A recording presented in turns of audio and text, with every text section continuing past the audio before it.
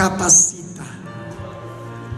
Quem sabe você pensa que não está capacitado por Deus. Eu quero dizer para você: ninguém é capacitado, só Deus pode nos capacitar.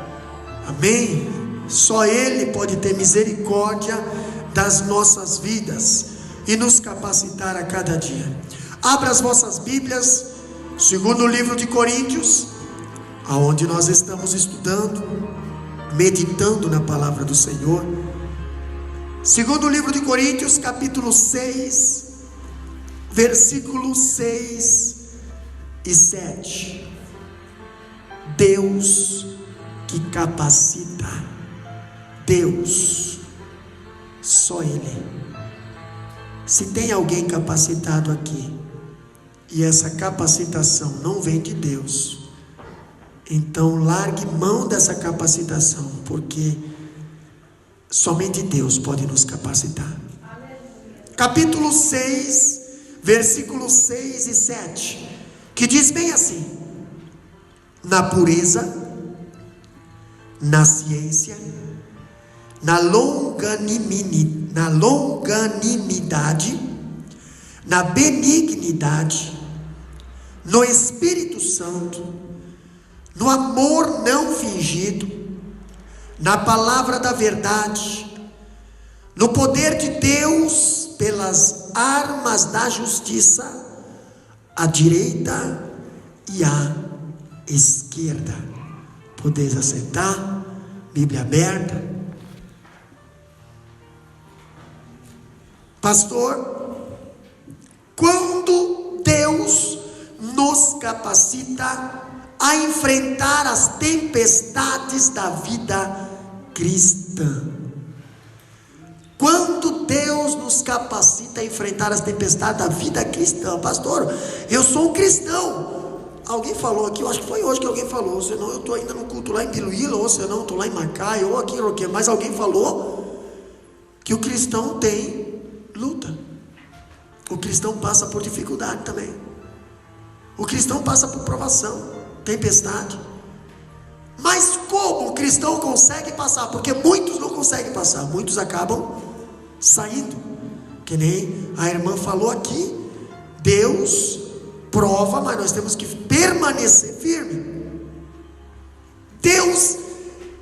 Quando Deus nos capacita a enfrentar as tempestades da vida cristã, o apóstolo Paulo ainda falando, continuando o estudo, o apóstolo Paulo deixa de lado as provas e tribulações que a paciência lhe permitiu vencer, que nós já falamos no culto passado, sobre as provas, né? E agora ele passa a referir-se à série de elementos com os quais Deus o equipou para enfrentar as tempestades da vida cristã. Sabe? Talvez você não sabe, mas eu vou te avisar nesta noite. Sabe por que você consegue vencer? Porque você está equipado com algo de Deus.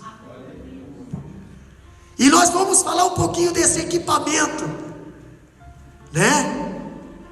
Mais uma vez, ele reúne em 3 grupos, de 3 cada um. Então nós temos 9 elementos aqui, 2 versículos com 9 elementos.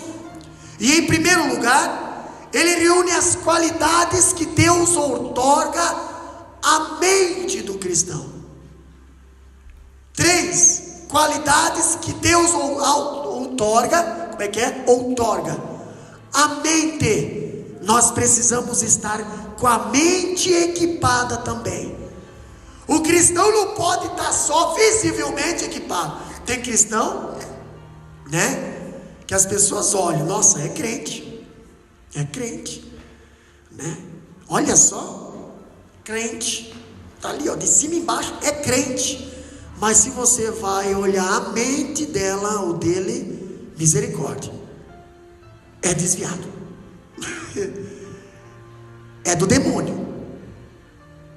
Então, pastor, aqui nós vemos as qualidades que Deus outorga à mente. Primeira qualidade, nós vemos 3 basilares da vida cristã, são dadas a Paulo, capacitando para ser um ministro da reconciliação. Primeiro que ele nos dá, capítulo 6, versículo 6, a primeira capacidade. Primeira capacidade. Eu vou voltar aqui. Eu vou voltar porque vale a pena. Era aqui, irmã? Vale a pena?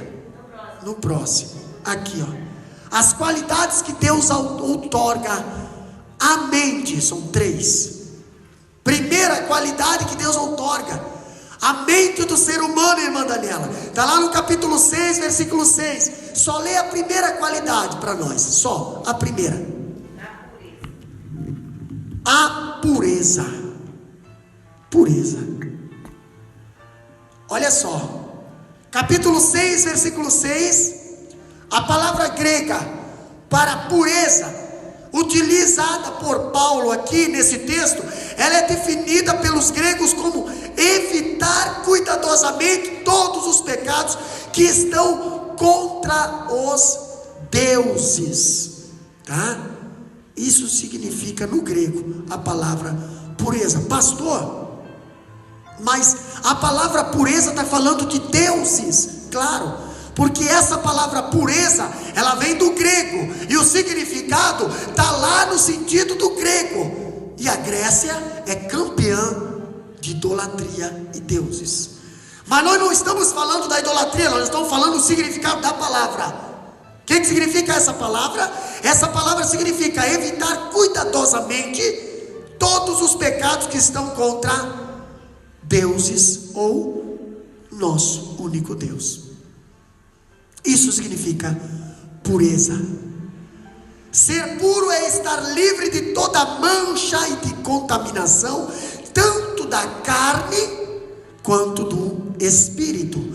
Olha só o que diz 1 Timóteo capítulo 5 e 22, abre para nós, e outro já abre Filipenses 4 e 8, tá? O que significa a palavra pureza? Quando o apóstolo Paulo fala e ensina a igreja de Coríntios que nós precisamos estar capacitados com a pureza, é ter vida pura e motivos puros também, e ações puras também. Lê para nós 1 Timóteo 5 e 22, bem alto. A ninguém ponhas precipitadamente as mãos, nem participes dos pecados alheios. Conserva-te a ti mesmo puro. Olha só, está falando de quê, pastor? Está falando do que, irmã Eliane? Olha o que a Bíblia diz aqui, ó. A ninguém imponhas precipitadamente as mãos. Está falando de consagração, separação. Porque até nisso, nos dias de hoje, tem segundas intenções. Entendeu? Pastor, por que você está separando esse obreiro? A mentalidade é pura ou tem segunda intenção? O apóstolo Paulo está ensinando aqui, esse ensinamento também vai para os líderes, vai para os que separam. E aqui o apóstolo Paulo está dizendo: a ninguém imponhas precipitadamente as mãos, consagre. Por quê? O que diz o resto do versículo, irmão Fábio? Nem participe dos pecados alheios, conserva-te a ti mesmo puro. Nem participe dos pecados alheios. O que quer dizer isso, irmã Cleusa? O participar dos pecados alheios, você pode participar de muitas maneiras. O fato de você concordar, o fato de você dizer assim: não tem problema, o fato de você fazer vista grossa, o fato de você evitar de falar uma verdade, o fato de você evitar de perder o amigo, o fato de você evitar de perder o membro, você pode deixar de ser puro para se contaminar com o pecado alheio. Entendeu? O fato de você abençoar e dizer assim, é uma bênção, sabendo que é uma treva, você está o quê? Se contaminando com o pecado alheio. Paulo está ensinando Pastor, mas aí eu já sei até, talvez alguém pode estar, mas pastor, eu não posso profetizar na vida de alguém. Você pode profetizar. Profecia é uma coisa, concordância é outra. Entendeu? Profecia é uma coisa, que nem a irmã Zélia falou, eu profecia, está aqui, ó, eu vejo pelos olhos da fé. Isso aí é profecia. Entendeu? Agora você concordar, você impor a mão, você, aí não. Paulo está ensinando: a ninguém imponhas precipitadamente as mãos, nem participe dos pecados alheios, conserva-te puro. E muitas das vezes, para se conservar puro, você acaba no Ribeiro Querido sozinho. Elias, por não concordar com o altar de Baal, por se levantar contra a Jezabel e os profetas dele, que era só 800 e alguma coisa, né? Foi parar sozinho no Ribeiro Querido. Deus abandonou? Claro que não, né? Deus mandou aqueles que ninguém pensava. Mandou corvo e mandou água. Pastor, água da fonte? Não, água da chuva. Você não pensou nisso, né? Não tem fonte no deserto. E para quem está estudando a teologia sabe que o Querite são vales no meio das areias do deserto. Pastor, então da onde tinha água ali? Aquela água eram as águas das chuvas, que descia e entrava naquele vale e passava lá onde é que estava o Elias. Mas como Elias profetizou que não ia chover mais, a água acabou. Não era água de fonte. Ah, pastor, profetizo aqui, eu profetizo aqui, e eu posso ter certeza que Deus vai me botar uma fonte de água cristalina. Ah, às vezes não. Às vezes é água da chuva. Não, mas beleza, secou a água da chuva, acabou o corvo, acabou, beleza, Deus vai me levar. Opa, casa da viúva, vamos lá, casa.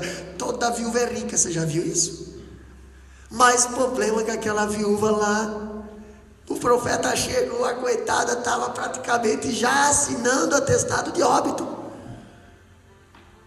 Meu Deus do céu, não tem problema. Nós temos a pureza e a obediência. O milagre está na mão do Senhor. Por 3 anos e meio, ele comeu da mão da viúva, e a viúva dependeu do milagre de Deus ali. Pureza. Filipenses capítulo 4, versículo 8, o que diz lá? Mas, irmãos, tudo o que é verdadeiro, tudo o que é honesto, tudo o que é justo, tudo o que é puro, tudo o que é amável, tudo o que é de boa fama, se há alguma virtude e se há algum louvor, nisso pensai. Olha o que Paulo fala aos irmãos de Filipenses. Olha só: no demais, irmãos, tudo que é verdadeiro. Oh, pastor, chega tanta coisa nos nossos ouvidos. Pastor, ouvi isso. Ei, irmão, é verdadeiro isso aí? Tem fonte? Não, ouvi falar. Então, irmão, entendeu? A minha mente é pura. A minha mente tem coisas de Deus aqui. Se você não sabe de onde procede essa informação, por favor, não contamine a minha mente. Olha o que o apóstolo diz: tudo que é verdadeiro, tudo que é honesto. Muita coisa não é honesta, e nós temos que fugir disso. A Bíblia nos ensina tudo que é justo, embora nós não conseguimos ser 100% justo, porque nós somos carne vivendo numa terra pecaminosa, mas procuramos a justiça. Tudo que é justo, tudo que é puro, tudo que é amável, tudo que é de boa fama. Tem coisas que não tem boa fama, irmã, então presta atenção. O que é de boa fama? Outra coisa: se há alguma virtude, tem virtude, vai surtir efeito, vai nascer alguma coisa, vai nascer uma coisa que eu não quero colher. Ah, pastor, mas não é eu que não estou plantando aqui, eu estou plantando a vida daquela lá. Pois é, mas tu sabe que tudo tu planta vai colher. Entendeu? Então presta atenção. Se há alguma virtude, se há algum louvor, vai louvar alguém, vai louvar a Deus. O que tu está fazendo, o que estão tentando te fazer, vai louvar a Deus ou vai louvar alguém? Não, vai destruir. Não, vai prejudicar. Não, vai dividir. Não, vai causar problema. Peraí, mas a Bíblia diz aqui, ó, se há alguma virtude, se há algum louvor, nisso pensais. Se não há nenhuma característica dessa daqui, nem perde tempo, nem para, nem dá ouvido, nem perde o teu precioso tempo que tu poderia estar aprendendo a palavra, lendo, orando. Tu poderia estar adorando. Não, tu está ali preocupado com coisa que tu nem sabe se é verdade. Pureza, o apóstolo Paulo ensina pureza. Outra coisa que o apóstolo Paulo fala, ainda das armas da nossa mente, é o que, pastor? O saber. Deus capacita o nosso saber. Entendeu? É a segunda palavra daquele versículo. Saber, capítulo 6, versículo 6. Esse não é um conhecimento teórico, mas conhecimento daquilo que se deve fazer. Concordo com o escritor quando ele diz que Paulo não se refere aqui à riqueza de informação, mas um claro entendimento da mensagem do evangelho. Olha só, existem pessoas que conhecem a Bíblia capa a capa, mas não tem saber para botar em prática e viver aquilo que a Bíblia pede. Existem pessoas que sabem que adulterar é pecado, sabem que roubar é pecado, sabem que mentir é pecado, sabem que isso é pecado, sabe, pois, irmão, se lembra do jovem rico que chegou diante de Jesus? Jesus pediu, sabes os mandamentos? Ixi, você sabe, você tem curto, eu tenho isso, eu tenho aquilo, eu sei, Jesus é uma mulher que sei tudo, sei tudo. Então vou pedir uma coisa para você fazer. Vai, vende tudo que tu tens e reparte para os pobres. Não, peraí, então você não tem a tua mente capacitada com o saber de Deus. Você tem um monte de conhecimento, mas não tem sabedoria. Não consegue botar em prática aquilo que você sabe. Olha o que a Bíblia fala. Cristo havia revelado a Paulo o mistério da salvação, Efésios 3 e 6. Outro já abre 1 Coríntios 8 e 1. Cristo havia revelado para o apóstolo Paulo, e ele está compartilhando com a igreja de Coríntios, tá? O mistério da salvação. Não adianta nós pregar salvação, nós temos que entender a salvação. Pastor, a Bíblia diz que nós temos que não só escutar, mas nós temos que ouvir. O que é ouvir? Qual é a diferença de escutar e ouvir? Escutar, eu posso escutar um barulho lá fora, mas não entender o que está fazendo. Ouvir não.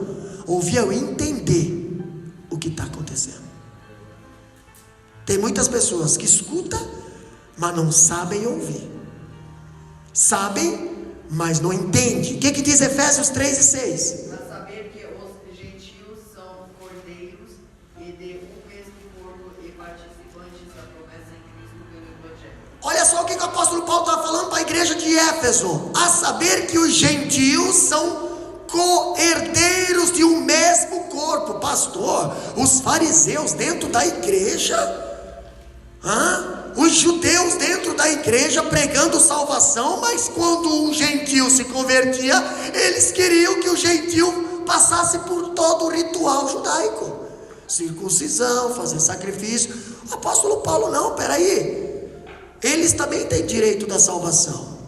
Não, porque Jesus veio, Deus deu a lei para os judeus, sim, mas Deus falou para Abraão, de ti serão benditas, só Israel. Só Israel? Todas as nações da terra, Gênesis capítulo 12. Mas os judeus, e outra, esse versículo está no Pentateuco. Então os fariseus, que eram doutores da lei, liam esse versículo e não entendiam, porque faltava o saber de Deus.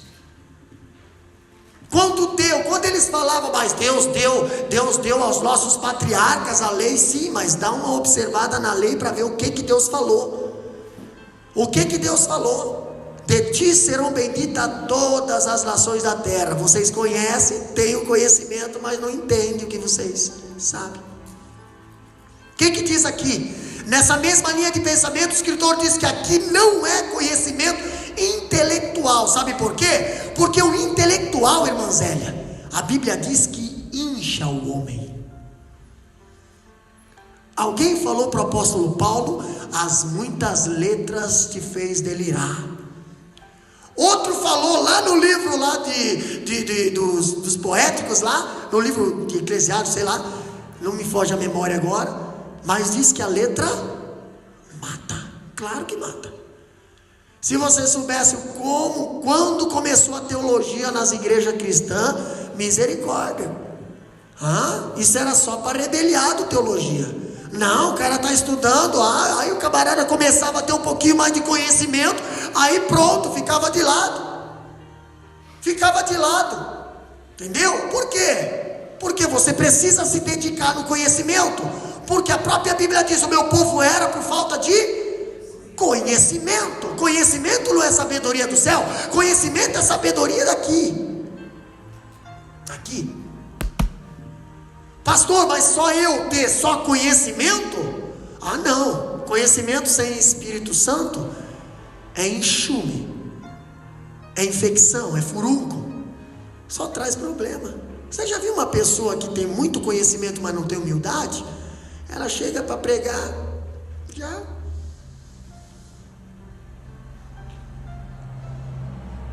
Né? Agora uma pessoa, eu não consigo imitar. Agora uma pessoa cheia do conhecimento e cheia do Espírito Santo, ela não precisa nem falar nada. Só o fato dela chegar aqui, o povo já vê a glória do Senhor sobre a vida dela ou dele. E não precisa ter muita oratória não, que tem muita gente, tem muita oratória e pouco Espírito Santo. Deus quer vaso, independente de que maneira ele está, o importante é o conteúdo que está dentro. Pastor, o que diz? 1 Coríntios 8:1, vamos ver o que a Bíblia fala, que às vezes o pastor fala demais, né? Eu gosto de ver o que a Bíblia fala. 8:1. Ora, no tocante às coisas sacrificadas aos ídolos, sabemos que todos temos ciência. A ciência incha mais o amor de Deus. Opa! Ora, no tocante às coisas sacrificadas aos ídolos, sabemos que todos temos ciência. Todo mundo, já se lembra daquele culto que nós falamos sobre carnes sacrificadas aos ídolos? Pois é, a igreja de Coríntios, todos eles tinham ciência disso. Só que não adianta você ter ciência ou ter conhecimento e continuar praticando. Por quê, pastor? Porque a Bíblia diz aqui no finalzinho do versículo: a ciência incha, mas o amor edifica. Sabe? Não o amor da terra, o amor de Jesus, aquele incondicional. Tá? Vamos para frente. Que está em apreço mais o conhecimento experimental de Deus e de sua salvação. Outra coisa que nós temos aqui, terceiro ponto, falando da mente, nós temos aqui também, capítulo 6, versículo 6, a terceira palavra do versículo: longanimidade. O que é longanimidade, meu Deus do céu? Pastor, o que é lá? Eu sempre falo longanimidade, mas não sei o que é. O que é longanimidade? A palavra longanimidade, utilizada por Paulo aqui, é paciência com pessoas difíceis. Né? Talvez alguém tem que ter longanimidade lá na minha casa. Talvez os dois, né? Deus capacita aquele que está passando por problema. Alguém tem que ter longanimidade. Sem longanimidade você não consegue viver junto com uma pessoa difícil. Pastor, mas existem dois tipos de longanimidade, vindo do grego, Tem a outra palavra também, upomone, é paciência com circunstâncias difíceis, que você também precisa ter longanimidade. A longanimidade, ela se divide em duas linhas de pensamento: com pessoas difíceis, irmã Cleusa, e também com circunstâncias difíceis. Pastor, nós conseguimos viver bem, mas as circunstâncias são difíceis. Pastor, não temos circunstâncias difíceis, mas a pessoa é difícil. Enfim, Deus capacita o cristão com a longanimidade. Isso vem para a mente aqui, ó. Longanimidade é autodomínio que não revida mal apressadamente. Não. A longanimidade não revida. A longanimidade é a habilidade de suportar as pessoas mesmo quando elas estão equivocadas ou são cruéis. Eu sei que ela está equivocada, mas o problema do teimoso é temar com outro teimoso. A longanimidade é o que, pastor? É a habilidade de suportar as pessoas quando elas estão equivocadas ou são cruéis. Refere-se a uma demorado refletir mental antes de dar lugar aos sentimentos e ação. A pessoa que tem longanimidade, ela não revida, ela espera, ela suporta. Talvez se revidar, ela perde, mas se ela tiver longanimidade, ela sai ganhando lá na frente.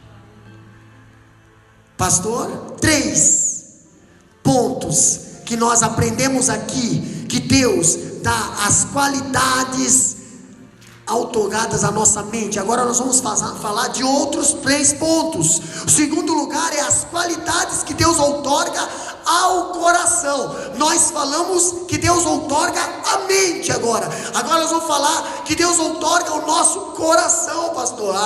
Pastor, coração. Mais uma vez, Paulo utiliza o método elencado de 3 virtudes. As primeiras 3 virtudes. Vamos lá. A primeira virtude é a bondade. Eu volto. A bondade. Está lá. Primeira virtude é a bondade. Lê para nós. Capítulo 6, versículo 6.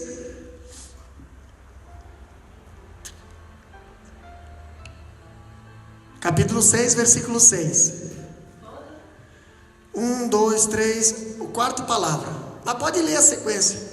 Na quarta separa. Na benignidade, no Espírito Santo, no amor não fingido. Isso, essas 3 aí. Vamos falar da primeira então.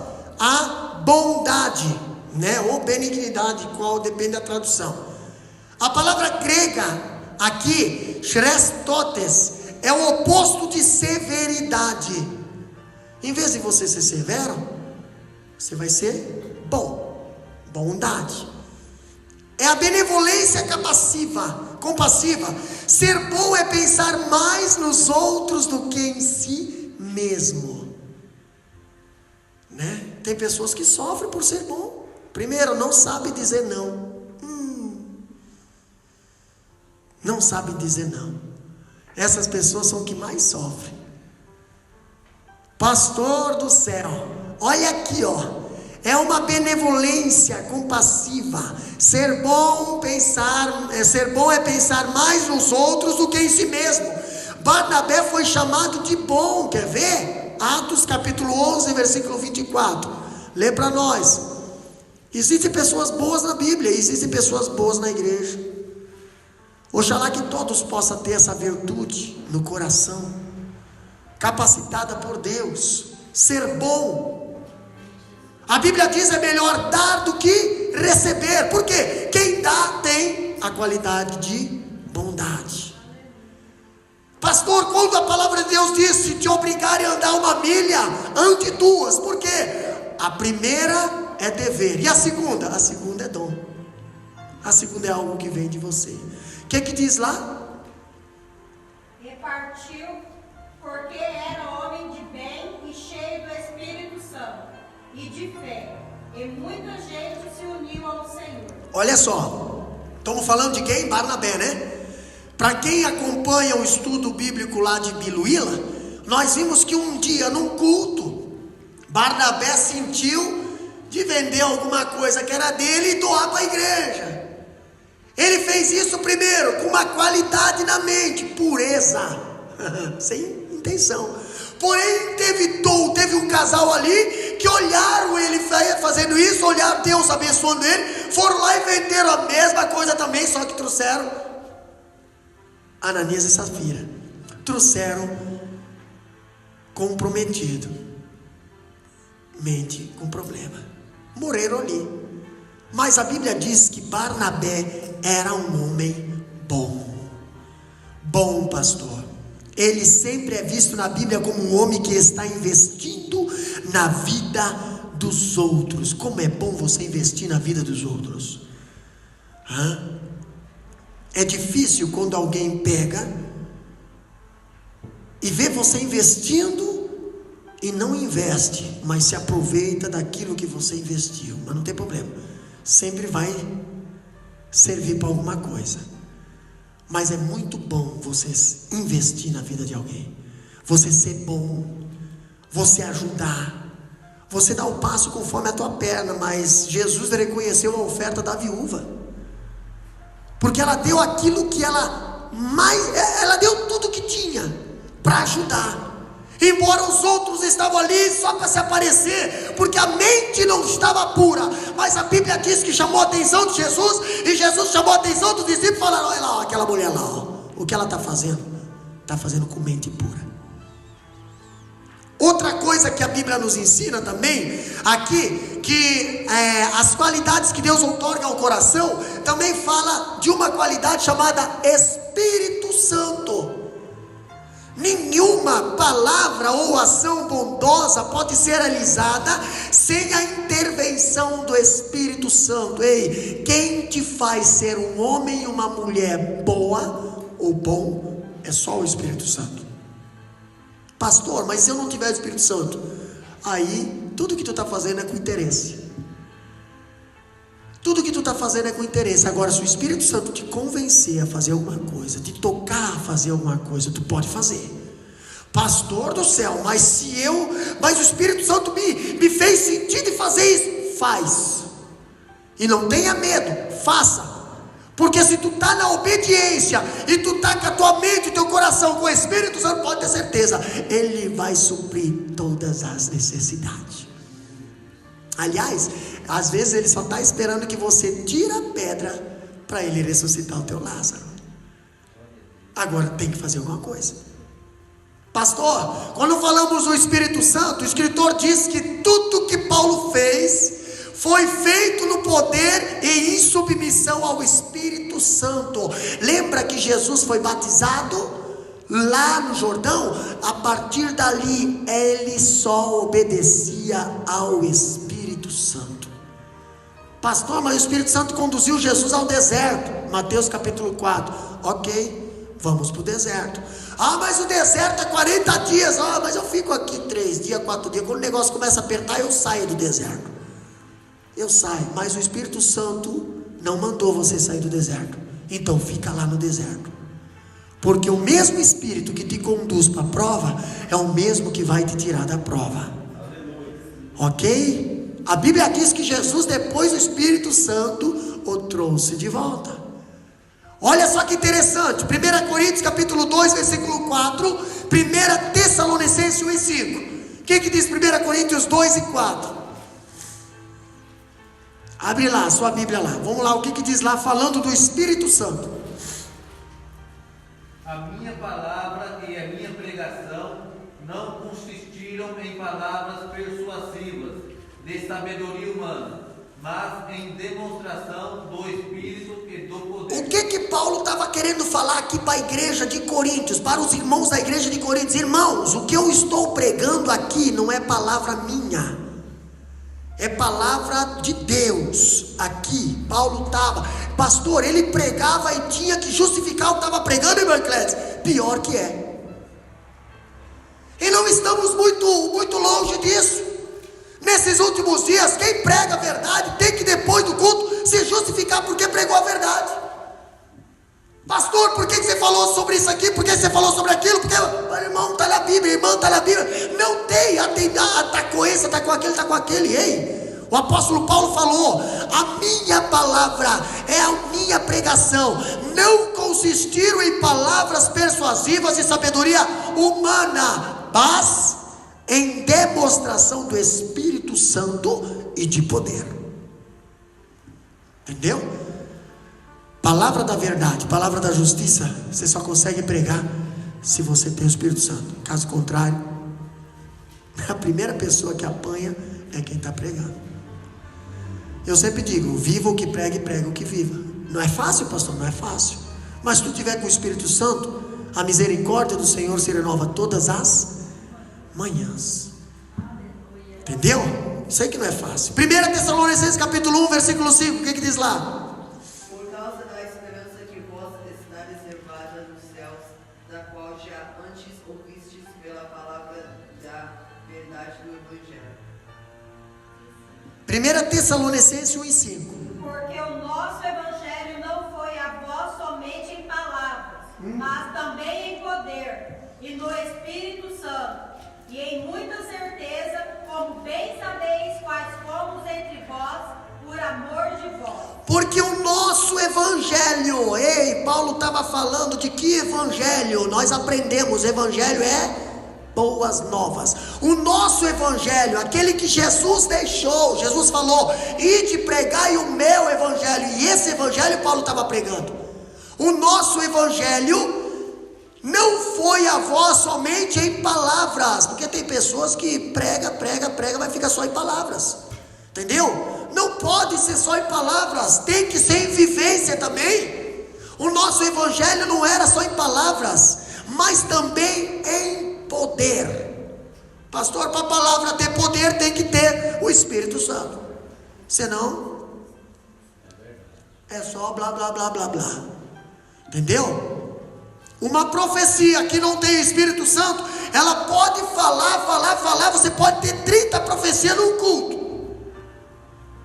mas não tem poder, não vai acontecer nada. Por quê, pastor? Porque Deus só vela pela palavra que sai aqui. Agora cuidado, se ela saiu daqui, ela vai se cumprir. Entendeu? Aí eu falei lá em Biluíla no sábado, no domingo à noite, culto abençoado: não mexa com quem ora. Não mexa com quem ora. Não brinca com quem ora. Não brinca com quem está de joelho. Entendeu? Olha só, o que a Bíblia fala ainda? Nós estamos falando de poder. Outra coisa que também o Deus nos capacita, nosso coração, é o amor não fingido. Pastor, isso está no coração do homem. Entendeu? Judas caminhou do lado de Jesus por 3 anos, amando Jesus com amor fingido, só esperando uma oportunidade para quê? Para apunhalar, para trair. Olha o que falamos aqui quando Paulo fala do amor não fingido. A palavra grega usada por Paulo aqui, o amor é ágape, significa uma invencível benevolência. Tem muitas pessoas que simulam que amam com amor ágape. Que amor é esse, pastor? O amor incondicional, o amor de Cristo, aquele que ama, faz sem querer nada em troca. Tem pessoas que fingem ter esse amor. Entendeu? Pastor, mas se a pessoa tem o amor de Deus no coração, por que ela se afasta de você? Por que ela corta caminho de você? Por que ela fala mal de você? Por que ela inventa mentira de você? Se tem o amor ágape no coração, se tem o Espírito Santo, a mente pura, se está caminhando para o céu, pastor, que tipo de amor é esse? Que só faz mal.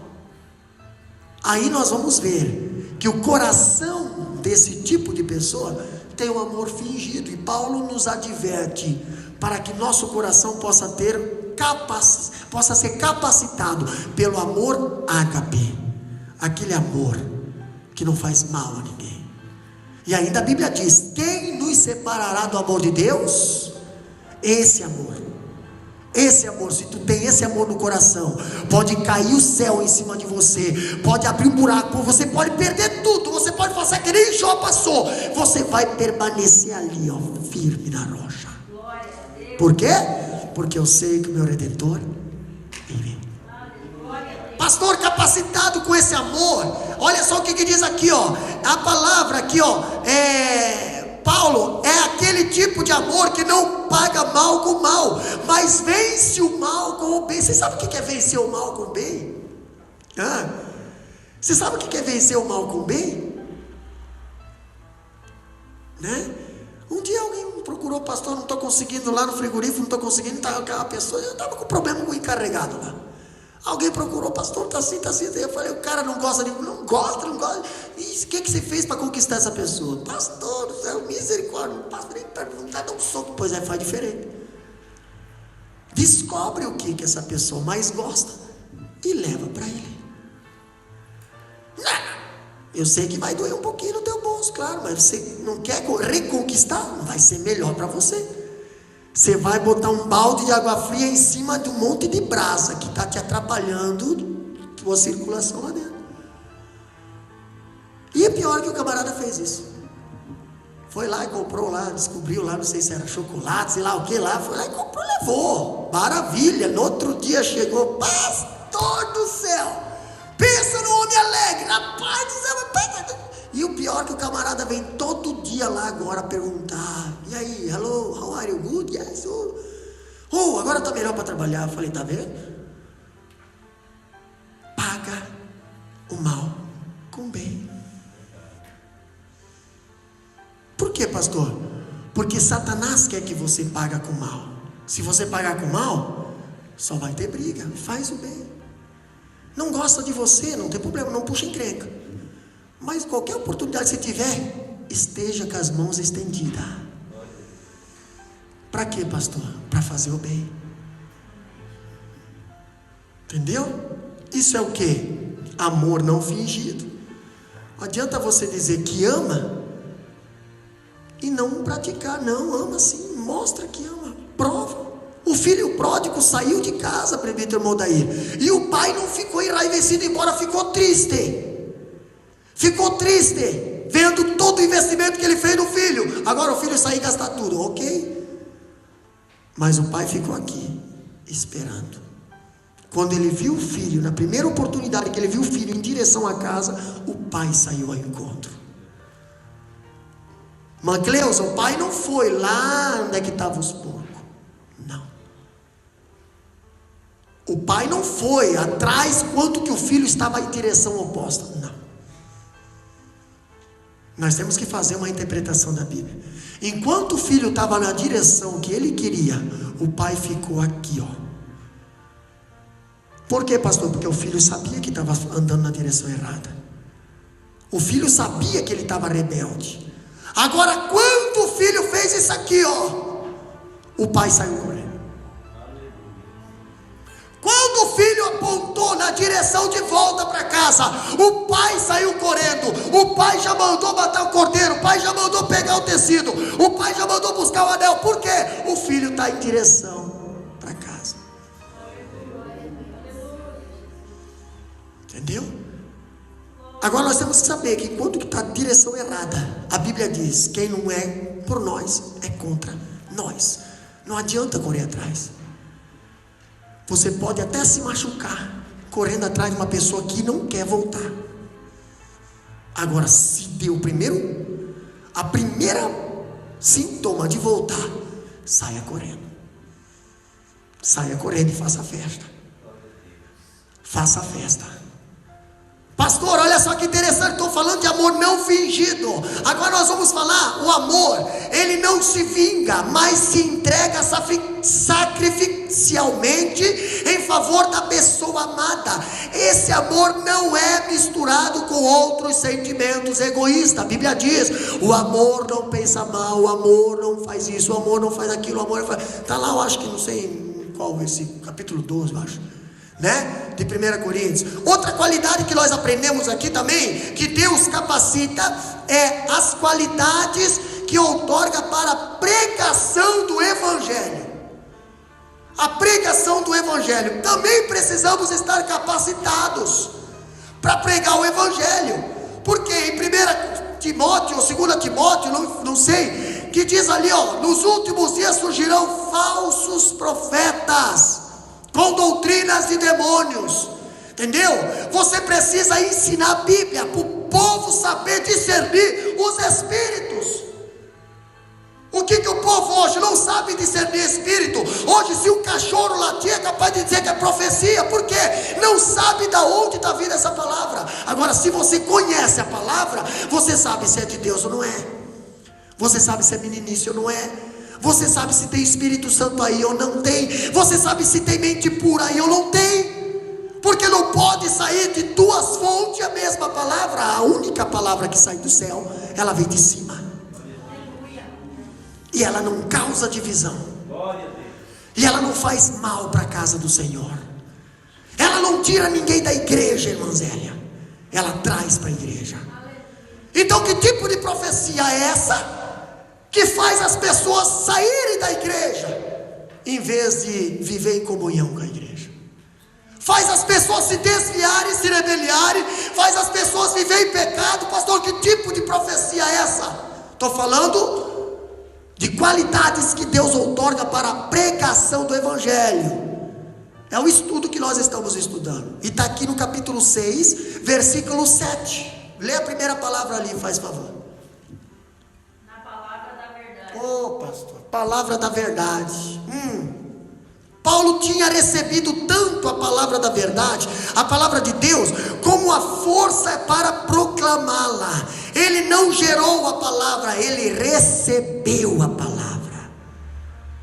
Interessante que, se você for estudar os livros dos profetas, profeta Jeremias, profeta Isaías, profeta Oséias, você pode ver que quando Deus mandava falar, irmã Cleusa, o profeta sentia na pele, porque o profeta vivia a palavra que ele tinha que falar. Imagina agora, vai lá em casa com uma prostituta, para depois, se alguém vir perguntar, você diz assim, essa prostituta é vocês, povo de Israel, e eu, o noivo, estou indo resgatar ela.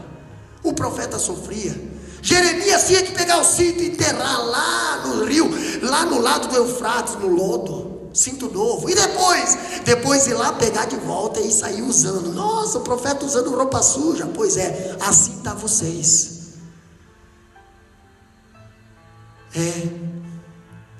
Sabe por quê? Sabe qual é o meu maior orgulho? Quando alguém fala assim, não é fácil subir aqui em cima. É porque eu ainda sei que ainda tem gente que teme ao Senhor. Eu ainda sei que tem gente que não vive só de aparência, mas vive no temor ao Senhor. Não é fácil levar a palavra da verdade. Claro que não. Claro que não. Nadab e Abiú foram fulminados aqui, porque trouxeram fogo estranho para dentro da casa do Senhor. Mas por que o povo hoje não consegue discernir, pastor? Porque no dia que é para estar ensinando, eles não estão comendo. Olha só, a palavra da verdade, a pregação do Evangelho, a palavra da verdade, ele não transmite o que vem de dentro, mas o que vem do alto, irmã Eliane. Então ele é só o quê? Um canal, né? Tem pessoas que já não conseguem mais transmitir o que vem do alto. Porque se eu vou transmitir, irmã Daniela, o que vem do alto, meu Deus, aí eu vou apanhar também. Não, eu vou transmitir só o que vem daqui. Eu vou falar só o que eu sinto, eu vou falar só o que eu acho. Aí começa a falar lá do fulano de tal e termina lá do ciclano de tal. Pastor, e Jesus? Nada. Porque não está sendo um canal. Agora, quando você é um canal, a Bíblia diz bem assim, abre a tua boca que eu te encherei. É você chegar aqui e começar a falar, e Deus aqui, aqui, meu Deus do céu, o que está acontecendo? Como é que tu conseguiu pregar? Como é que tu conseguiu falar? Que autoridade, meu Deus, que poder. Pois é, nem eu não sei, pastor. Deve ter, de lá. Aqui, e aí tu não consegue terminar o culto. Aí tu manda alguém cantar da bênção apostólica e o povo fica se alegrando e fica ali, glorificando. Porque aqui, canal. Só que cuidado, o canal tem que estar limpo. O canal não pode estar contaminado, porque a palavra sai pura de lá, mas entra no canal contaminado, vai contaminado para a igreja. A palavra da verdade está ali, eu não postei agora. Palavra da verdade. Não se trata de palavra de homens, mas da palavra da verdade. A verdade não vem do homem, a verdade vem de Deus. O homem não vive na verdade, a não ser se ele estiver com o Espírito Santo no seu coração. Depois que o homem desobedeceu a Deus no jardim do Éden, ele acabou vivendo uma vida de mentira. Você pode ver que quando Deus chegou para visitar Adão e Eva lá no jardim, e aí, Adão, como é que tá? Beleza, mas você não está no mesmo lugar que eu te deixei. Não, estamos aqui só escondidinho aqui, porque eu acabei notando uns defeitozinhos na Eva que tu me deu. Aí a Eva, Deus, eu também acabei anotando uns defeitozinhos no Adão aqui. Primeiro, barriga, tem um monte de coisa. Pastor, a Eva também tem uma celulite ali. Mas pronto, acabou. Não precisa mais falar mais nada. Deus nem, irmão, quando a pessoa começa a se justificar, você não precisa falar mais nada. Deus já vai direto no assunto. Você desobedeceu, né? Sabe por quê? Porque a pessoa que é obediente, ela não reclama, ela agradece a Deus. A Bíblia diz bem assim: tudo dá em graça. Mas o desobediente não. O desobediente se justifica. O desobediente, ele não se arrepende, ele se justifica. O desobediente, em vez de pedir perdão para Deus, não, ele coloca a culpa na Eva, na serpente. Até o animal sofreu e está sofrendo até hoje. Vamos para frente. Outra coisa que nós aprendemos aqui também, falando de qualidades que Deus outorga à pregação do Evangelho, nós aprendemos que Deus também, Ele outorga uma qualidade chamada poder de Deus. Capítulo 6, versículo 7 fala: Paulo anunciava a palavra no poder de Deus. 1 Coríntios 2 e 4. O que diz lá? Já lemos: a minha palavra é a minha pregação, não consistiram em palavras persuasivas de sabedoria humana, mas em demonstração do Espírito Santo e de poder. Olha só que interessante, sem poder não há pregação, embora hoje existe muita pregação sem poder, né? Muita pregação sem poder. Existem shows, existe misericórdia. Como é que diz aqueles showman, né? Showman de palco. Mas para aí, cada um merece o que tem, né? Tanto o showman merece aquele público de adorador, como o público de adorador merece aquele showman. Os dois se merecem. Porque se o público fosse para adorar a Deus, jamais adoraria homem. E se o homem fosse para entregar a mensagem de Deus, jamais bajularia homem. Porque quem entrega a mensagem de Deus não entrega para agradar o homem, entrega para agradar a Deus. Olha só que interessante. Sem poder não há pregação. A pregação é lógica, é em fogo, é a mensagem de Deus que emana da palavra por meio de um homem que está em chamas. Você já passou por dentro de chamas? Não vou falar muito, mas já andou descalço aqui na Austrália, na calçada? Já andou descalço? Mas ficou lá? Não, teve que correr para dentro, né? Pois é, mas imagina você estar em chamas agora. Ei, irmão, eu penso o Moisés diante da sarça ardendo, descalço, lá no deserto, no quentura da areia. Moisés, fica aí que eu quero falar contigo. E Moisés lá fala, Deus fala, fala que está queimando. Isso aí. Interessante que quando Moisés desceu o Monte Moriá, Monte Horebe, a Bíblia diz que o rosto dele resplandecia. Pastor, mas aquilo lá era temporário. Mas hoje nós temos direto. A Bíblia diz que hoje não é por parte, hoje é derramado. O Espírito Santo fala ali, e eu derramarei do meu Espírito sobre toda a terra. Todos os velhos terão visões, os sonhos, os jovens terão sonho, pastor. E aí? Meu Deus, o que falta então? Que tipo de chama é essa que não gera barulho, não gera nada? Né? Quer ver o que o fogo faz? Deixa pegar fogo numa casa. Se tu não vigiar, filho, tu sai até de roupão. Mas eu duvido você conseguir pegar roupão.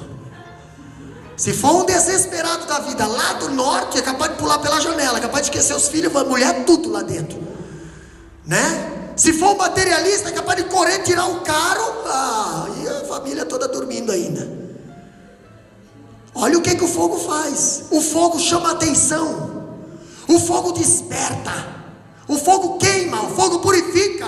No lado espiritual é a mesma coisa. O que aconteceu em Atos 2, lá no cenáculo? Ei, Deus derramou fogo lá sobre línguas do povo lá, pastor. A cidade inteira veio para frente do cenáculo.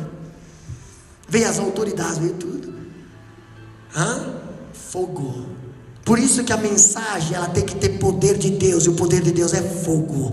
Agora o crente consegue resistir o fogo, Satanás não. Pastor, olha a diferença dos 3 jovens dentro da fornalha ardente, e olha a diferença dos grandalhões que pegaram os 3 jovens e jogaram na fornalha. Os grandalhões, diz a Bíblia, que na rampa da fornalha eles já morreram, e os 3 jovens, eles eram acostumados com fogo. Eles eram acostumados com fogo.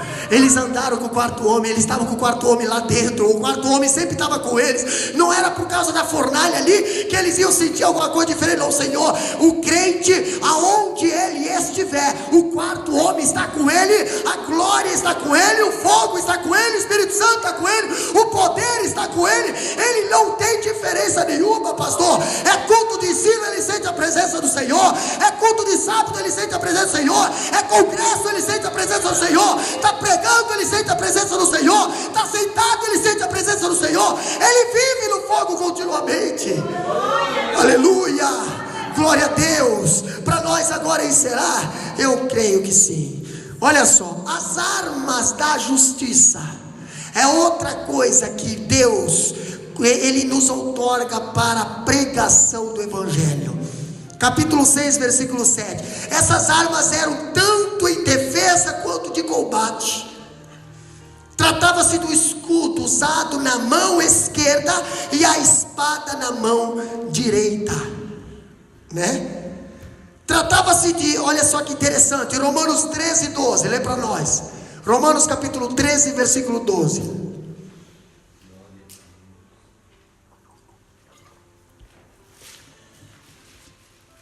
13 e 12, outro Efésios 6 e 12. A noite é passada e o dia é chegado. Rejeitemos, pois, as obras das trevas e visitamo-nos das armas da luz. Olha só, a noite é passada e o dia é chegado. Rejeitamos, pois, as obras das trevas. Irmão, tem gente que passa a noite inteira lutando, guerreando, sofrendo. Pede para Deus: Deus, amanhece meu dia. E Deus fala, né? O choro dura uma noite e a alegria dura para amanhã. Só que interessante, irmã Clédia, que quando amanhece, o camarada continua se lamentando, continua reclamando a reclamação que estava lá na noite, continua lutando a luta que estava lá na noite. Ei, já amanheceu. Esquece as armas que tu queria na noite. Agora você tem que pegar as armas que tu queria durante o dia. O que diz aqui, ó? A noite já é passada e o dia é chegado. Rejeitamos, pois, as obras das trevas e visitamo-nos das armas da luz. Olha só que interessante ainda. O escudo era a arma de defesa e a espada era a arma de combate. Pastor, mas o escudo pesa. Nós vamos trazer esse estudo ainda. O escudo pesa. Se nós for olhar o armamento romano, o escudo, ele era de madeira, ele era revestido com couro. E antes deles sair para a guerra, eles encharcavam ele de água. Por quê, pastor? Se lembra das setas inflamáveis? A seta, como o escudo era de madeira, a seta vinha, enterrava aqui, e elas estavam queimando com óleo. Então ia pegar fogo no escudo. Então se o escudo tivesse seco, seria fácil de queimar. Mas o escudo estava encharcado. encharcado na água, pastor. As nossas armas de defesa tem que estar encharcadas na água, entendeu? Não vai ter fogo do inferno que vai queimar nós. Nós podemos até receber a pancada sim, mas toda arma preparada contra nós não prosperará. Mas o escudo é pesado, pastor. Então eu vou deixar o escudo de lado e eu vou para a guerra só com a espada. Tem gente que só porque conhece a palavra acha que consegue. Irmão, já vi muitos grandes homens de Deus, mulheres de Deus, conhecedoras da palavra, mas não se preocuparam com o escudo. Foram atingidas, porque acharam que só usando isso aqui, só a palavra, e não o escudo. E aí vai. Olha só que interessante. A vida cristã é um combate sem trégua. Lutamos não contra o sangue e a carne, mas contra os principados e as potestades. Efésios 6 e 12. Tem gente que sabe de cor esse versículo já. 6 e 12. Porque não temos que lutar contra carne e sangue, mas sim contra os principados, contra as potestades, contra os príncipes das trevas deste século, contra as hostes espirituais da maldade nos lugares celestiais. Ei, não temos que lutar contra a carne. Tem gente que pensa que é a carne, inimiga, irmã Eliane, não, irmã Diácono Modaélia, irmã Cleo, não, irmão, é espiritual. Então não tenta resolver teus problemas, que são problemas causados por Satanás, com as coisas da carne. Tu não vai conseguir tirar a tua depressão com Panadol. Tu não vai conseguir tirar essa tormenta, essa perturbação com uma conta recheada de dinheiro. Não, as armas que nós temos que lutar tem que ser espiritual, porque os nossos inimigos são espirituais. E está infestado aqui, ó. E nós achamos que é aqui. Quando dá um problema no casamento, nós achamos que o problema é a pessoa. Não é a pessoa, é o que está prejudicando a pessoa. É espiritual. A pessoa é boa, mas o que está entre eu e essa pessoa é maldito. Olha só, a irmã Eliane já se prepara. Nessa peleja não há campo neutro. Somos um guerreiro ou uma vítima, dependendo do lado que você está. Se você está guerreando, minha filha, tu pode ter certeza, tu é um guerreiro. Agora se você está parado, você é vítima. E a prova está lá no Davi, né? O rei Davi, enquanto seus soldados estavam lá guerreando, o rei Davi, enquanto seus soldados estavam lá na guerra, Davi estava em casa, de boa, na varanda. O que aconteceu? Foi pego pela obra da carne, caiu. Então, se você não está guerreando, pastor, mas guerrear, aí envolve esforço, envolve armas, envolve dedicação, envolve sofrimento, sim, mas envolve vitória também. Tu pode ter certeza que só tem vitória quem está na guerra, irmã Cleusa. Não podemos entrar nessa refrega sem armas adequadas.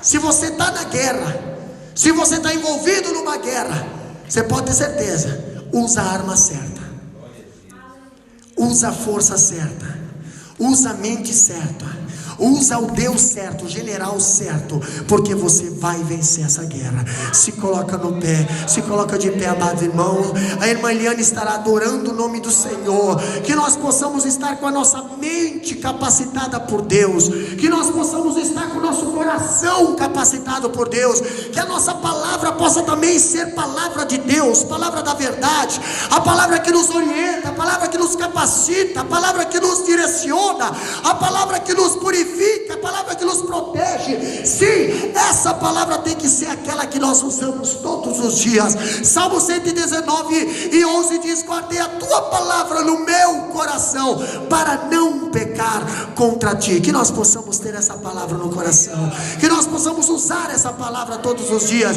que a palavra do Senhor possa ser o nosso escudo, possa ser a nossa espada, possa ser o nosso calçado, possa ser o nosso capacete, possa ser a nossa sabedoria, possa estar na nossa língua, língua, para quando nós abrir a boca, sair a palavra da verdade e da justiça do nosso coração também.